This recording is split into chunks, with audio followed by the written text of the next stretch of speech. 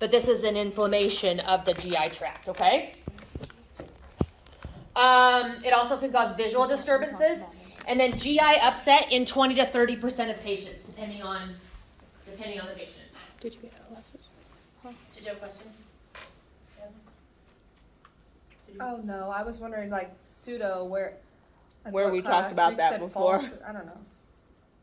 We were talking about it in fundamentals. Fault inflammation of the membrane. I just know what it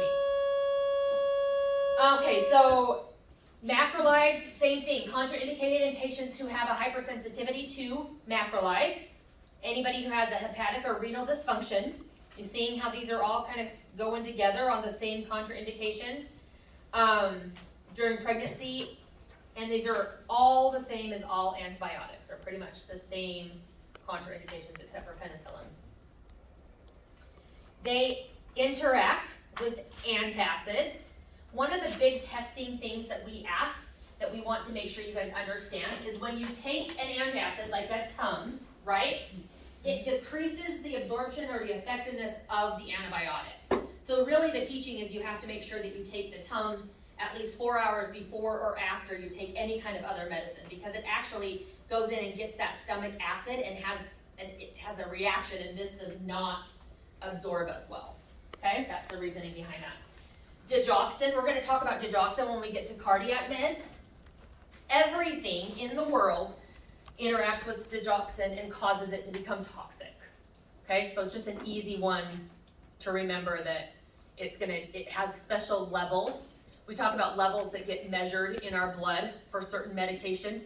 Digoxin is one that we'll talk about that has certain therapeutic ranges, and if you go over that therapeutic range, then you're toxic, okay? So if you give digoxin with a macrolide or any kind of an antibiotic, it can put the patient at risk for digoxin toxicity. And then anticoagulants, you'll hear me say these three all of the time. They interact with everything. You know, anticoagulants like warfarin, heparin, any kind of anti, like blood thinner, we call them blood thinners or something like that. Anything that makes your blood thinner, it will increase the risk of you bleeding out. Yeah. No, sorry, I was just messing around. Playing with my pencil. So it does interfere with certain other types of antibiotics and certain respiratory meds, but this is a good highlight for you right there with the bolded letters. Okay. So macrolides you can have with kind of whatever. It says administer without regard to meals or milk. It really would be whether or not you had an upset stomach or not. Okay, it really is up to the patient. If it makes them have an upset stomach, don't have it with it. All these are but, if, ands, withs with patients that it all interacts differently on every patient, right? So you're not tested on, can I have this with milk or anything, unless we get to one certain med that we'll talk about. Which is this one right here, tetracyclines. Does anybody know what tetracyclines are? What do we use these for? A lot of teenage girls get put on this for, huh? No, it like kills the baby. No. Oh. You don't get pregnant though. So a lot of teenage girls get put on this for acne, or some sort of doxycycline, tetracycline, right? But the big education here is you have to like sign a thing at the doctor's office. You have to like go in and have pregnancy tests or a certain amount of time, or they really make sure, because it does cause major serious fetal malformations, okay? Or death to the fetus. There was a kid in high school, he had it, and my dad said like he tried to have it. Big deal. So it's something that I like when there's a med like this that we kind of know about, we hear about, and I like to relate it back to those things that we were told, like, oh, okay, that's why, okay? Because that is a really big deal. And then, Jasmine, one more question. So any antibiotic, if you have birth control, what is the education? Can it cancel? Like, Yeah. It can cancel out, right? So wrap it before I smack you. Yeah. Mhm. Remember that, guys. Okay. Okay, tetracyclines. These all end in cycline, okay? They're used as a broad spectrum antibiotic when we can't use penicillin. They treat rickets or ticks. They treat ticks. the education on these, I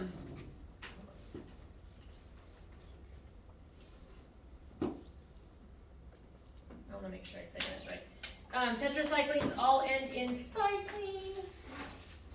And I want to just say one other thing about them.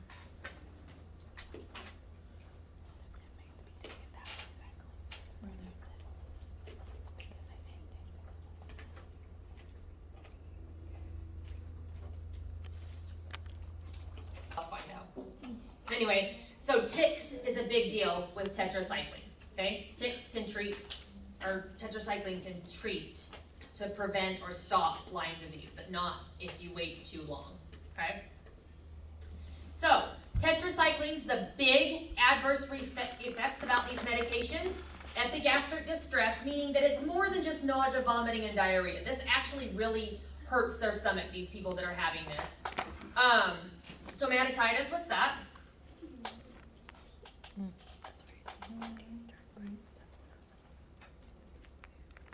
What was the word? Stoma's in your mouth. Stomatitis. What is that? Stoma's in your mouth. Stoma means what? Stomach. No. No, your jaw. Means your mouth. Don't get confused with that one. Yeah, I know. What? I'm thinking of like a stoma, like if you have a that's colostomy. right. So it looks like a mouth. It's an opening, right? Oh, Okay. Is it a sore? Any opening to the inside of the body? Yeah. So we call this stomatitis right here. Okay. So if something happens, you get some sort of infection or sores or something inside your mouth. Sore throat, skin rashes, and a major one with tetracycline is photosensitivity reactions. Okay. So I'm going to tell you this one. And then I'm going to tell you these, and then I want you guys to kind of think about what kind of questions could she ask me with tetracyclines. So if I said photosensitivity reaction, okay, so you're really prone to getting sunburn, who did I tell you the population was that we give a lot of these tetracyclines to? Kids. Females who? On Young kids. birth control, right? Ones that like to lay out in the sun. So would that be a good education for that patient? So not only would we tell them, like what Jasmine said about the extra protection, but right, we would also tell them about make sure you have extra sunscreen or wear long sleeves or make sure you wear a hat or make sure you wear sunglasses when you're outside, because that's the education that we care about. Okay? I don't care about what it treats, except for ticks. That's pretty rare. It's pretty random. It's in red. I know that. Okay? The other thing with tetracyclines is they do upset that stomach. We said that nausea, vomiting, diarrhea, and a little bit more than just like an upset stomach. So the education here is to have the medication for 30 minutes and like sit up after you take it and then lay down. So don't lay down for 30 minutes after taking this tetracycline. That's a pretty random fact about a medicine. And then avoid any kind of dairy products when you take tetracyclines. Okay, so this is the one where I'm saying really the only one we've talked about any kind of food or drink. There's lots that say, oh, maybe milk will upset your stomach. Maybe not, maybe not. This one is specifically saying avoid calcium. It doesn't mean all the time. I'm sure there's a couple hours, I don't know, right? But in our world right now, it's stop, don't have the milk, okay?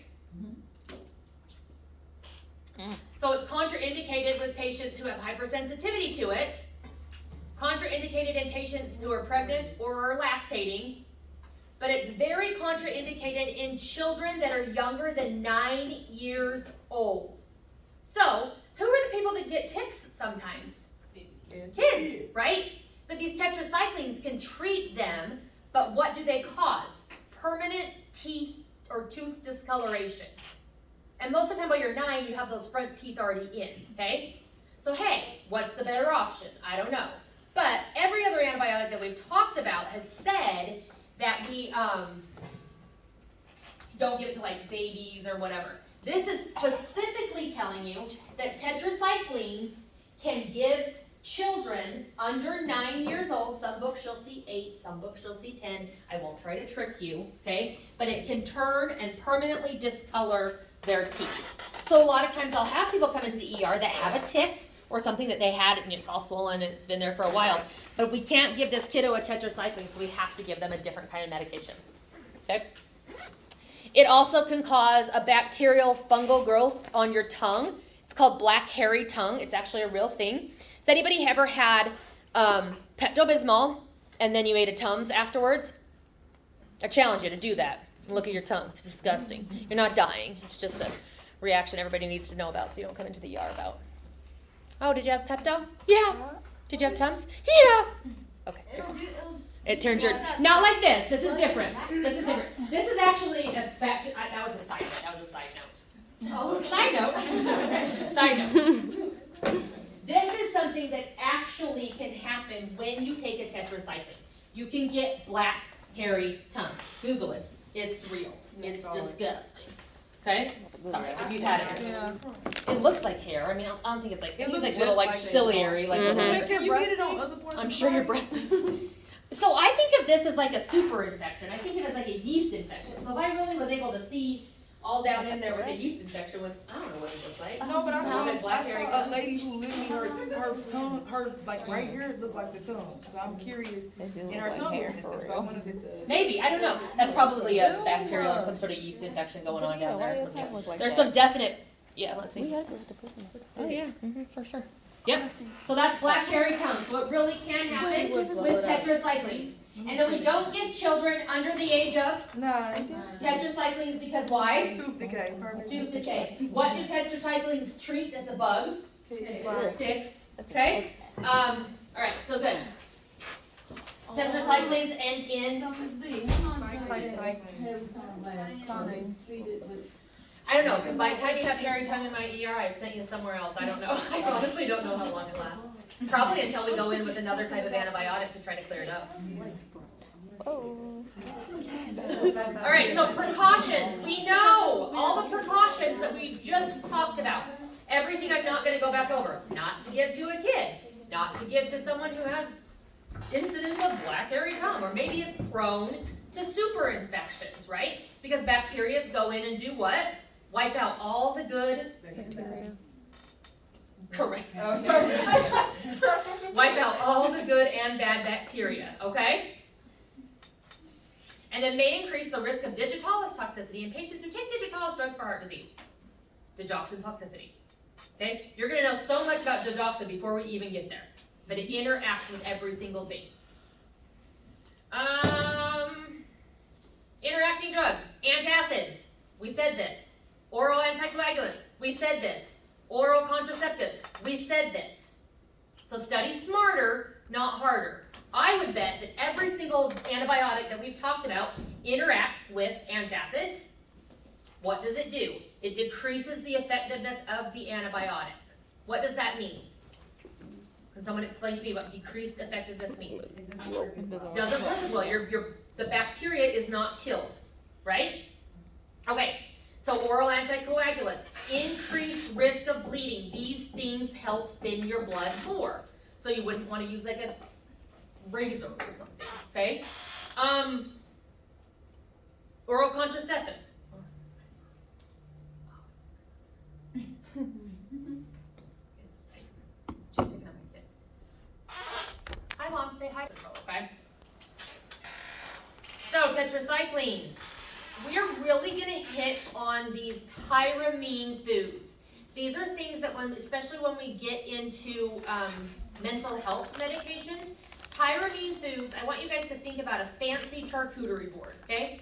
You want these fancy rich people, they have wine and they have cheese and they have smoked meats. I want to be that when I And they grow have up. a little bit Fancy white less girl. classy, they go to the beer and the bratwurst. Okay? So tyramine foods can cause a risk of severe hypertension. Tyramine is an actual amino acid in our body, and something happens with the amino acid and it's not broken down and causes severe hypertension, okay? So tyramine foods, you need to think about things like wine, cheese, smoked meats, smoked cheeses, bratwurst, beer, okay? Those are things that are tyramine foods. So tetracyclines, this is really just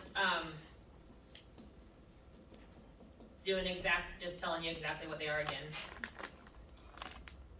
So client education, you want to make sure that we went over these all already. Make sure you wear extra sunscreen outside or wear something to protect you.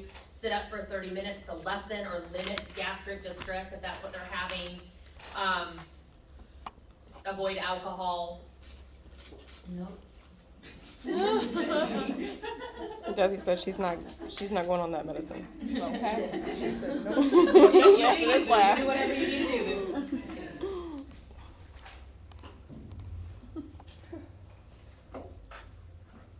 Okay, so before beginning any therapy or any antibiotic therapy, it's important to make sure you talk about drug allergies. These are things I want you guys to read through, but I say a lot of times in my slides, okay? It's with every single one. So you want to assess for conditions that may be contraindications to the antibiotic use or may indicate cautious use. Maybe the patient is a 7-year-old with a tick, right? What would be a contraindication for him having this tetracycline? Well, it would cause his teeth, right? Yeah. All right. It is essential to obtain cultures before we give any kind of antibiotic. So sometimes people come into the ER and we don't know what they're sick with, right? We don't know. But what we first do is we get the cultures. We have to get the blood from them to grow the cultures, to grow whatever bacteria it is. And then we start them on a really broad spectrum antibiotic. Then when those cultures come back, we go to specifically what the antibiotic they need is for that specific bacteria. Okay, so understand that. You always have to draw cultures before when? Before you give an antibiotic. Always, always, always the answer. Instruct your patients to take antibiotics exactly as prescribed. So like we talked about last week, finish the whole course. Don't save them for your baby's mama later or something like that. Don't save them or don't get them from Uncle Timmy for someone who has strep throat or something, okay? Make sure you're doing it exactly how you're supposed to. And then you're gonna assess for signs of that super infection, fever, perianal itch, okay? It's not peritoneum, okay? 2 different words. Cough, lethargy, or any unusual discharge.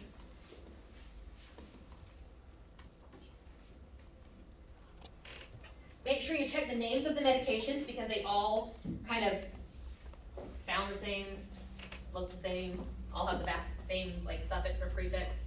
The most common adverse effects of antibiotics is nausea, vomiting, diarrhea.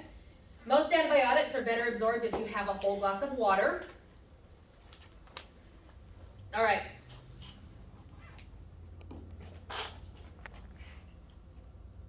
So I have in here all these different nursing implications for you guys, okay? Different questions you guys can do. So what are nursing diagnoses? Okay, so they're really stupid. They're going by the wayside, kind of, okay? I need you to understand a little bit about nursing diagnosis. We'll talk about them in our other classes, but because you guys are gonna take the next gen NCLEX test, which I'm not scared of it. Like, I'm not. It's really honestly reading like a case study and just picking things out. It can't be that complex, right? It still has to be basics of you being a safe nurse. It cannot be some major, huge, evolving case study, okay? So don't be too scared of it. All right. So a nursing diagnosis is not the same as a medical diagnosis, okay? The medical diagnosis is pneumonia, okay? If I have pneumonia, what am I at risk for? If I have asthma, what am I at risk for? Who said it? Okay, so respiratory distress is also a medical diagnosis, but you could say risk for shortness of breath, risk for impaired breathing, okay? Risk for something like that. So if I say impaired skin integrity, and then I tell you that the patient has a, like an ulcer, some sort of a bed sore on their butt. This is the medical diagnosis.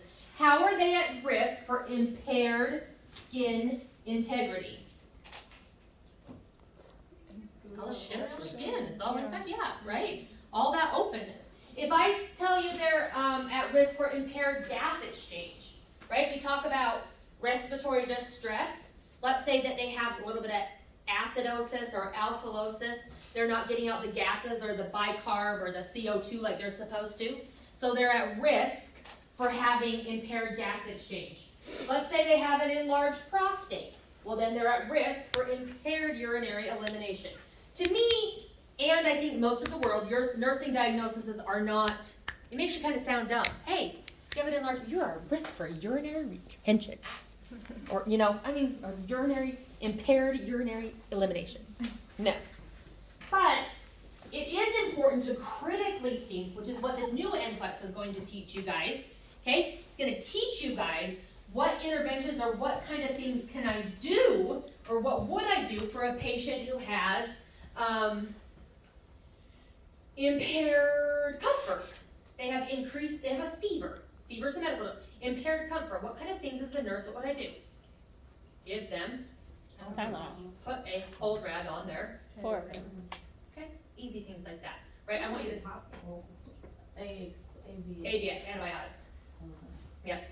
So how can you relate these to antibiotics? So maybe they have a sores in their mouth, maybe they have diarrhea from C. diff. Okay, that's all. Nothing really I'm going to majorly ask you about. I just want you guys to understand what nursing diagnoses are, how they're affected, and I'm not sure what they're going to do in your clinicals, how we'll move you guys to next gen. What is the next gen already out? It will be for you guys. Patients that we've talked about, so we talked about all these, so this is the end of my PowerPoint for this one.